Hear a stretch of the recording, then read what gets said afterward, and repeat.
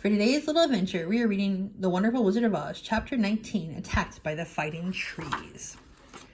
The next morning, Dorothy kissed the pretty green girl goodbye, and they all shook hands with the soldier with the green whiskers, who had walked with them as far as the gate. When the guardian of the gate saw them again, he wondered greatly that they could leave the beautiful city to go into new trouble.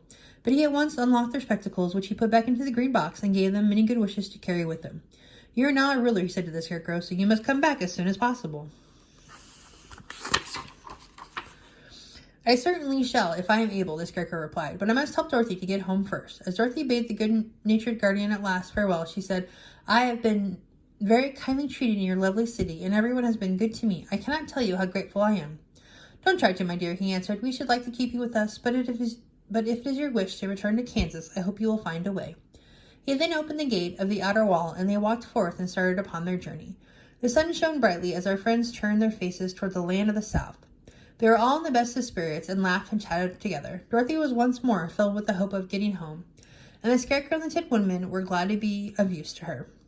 As for the Lion, he sniffed the fresh air with delight and whisked his tail from side to side in pure joy at being in the country again, while Toto ran around them and chased the moths and butterflies, barking merrily all the time. "City life does not agree with me at all," remarked the Lion as they walked along at a brisk pace. "I have lost much flesh since I lived there, and now I am anxious for a chance to show the other beasts how courageous I have grown." They now turned and looked a last look at the Emerald City. All they could see was a mass of towers and steeples behind the green walls, and high up above everything the spires and dome of the Palace of Oz. "Oz was not such a bad wizard after all," said the Tin Woodman, as he felt his heart rattling around in his breast. "He knew how to give me brains, and very good brains too," said the Scarecrow. "If Oz had taken a dose of the same courage he gave me," added the Lion, "he would have been a brave man." Dorothy said nothing. Oz had not kept his promise he made her, but he had done his best, so she forgave him. As he said, he was a good man, even if he was a bad wizard. The first day's journey was through the green fields and bright flowers that stretched about the Emerald City on every side. They slept the night on the grass, with nothing but the stars over them, and they rested very well indeed.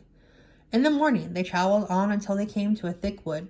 There was no way of going around it, for it seemed to extend to the right and left as far as they could see, and besides, they did not dare change the direction of their journey, for fear of getting lost, so they looked for the place where it would be easiest to get into the forest. The Scarecrow, who was in the lead, finally discovered a big tree with such wide-spreading branches that there was a room for the party to pass underneath.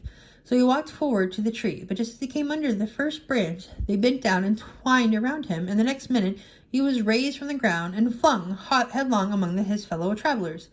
This did not hurt the Scarecrow, but it surprised him, and he looked rather dizzy when Dorothy picked him up. "Here is another space between the trees," called the Lion. "Let me try it first," said the Scarecrow, "for it doesn't hurt me to get thrown about." He walked up to another tree as he spoke, but its branches immediately seized him and tossed him back again. "This is strange," exclaimed Dorothy. "What shall we do? The trees seem to have made their minds to fight us and stop our journey," remarked the Lion. "I believe I will try it myself," said the Woodman. And shouldering his axe, he marched up to the first tree that had handled the Scarecrow so roughly. When a big branch bent down to seize him, the Woodman chopped it so fiercely that he cut it in two. At once the tree began shaking all its branches as if in pain, and the Tin Woodman passed safely underneath. "Come on," he shouted to the others. "Be quick." They all ran forward and passed under the trees without injury, except Toto, who was caught by a small branch and shaken until he howled. But the Woodman promptly chopped off the branch and set the little dog free. The other trees of the forest did nothing to keep them back, so they made up their minds that the only first row of trees could bend down their branches, and that probably these were the policemen of the forest, and given this wonderful power in order to keep strangers out of it. The four travelers walked with ease through the trees until they came to the further edge of the wood. Then, to their surprise, they found before them a high wall, which seemed to be made of white china. It was smooth like the surface of a dish and higher than their heads. "What shall we do now?" asked Dorothy. "I'll make a ladder," said the Tin Woodman, "for we certainly must climb over the wall."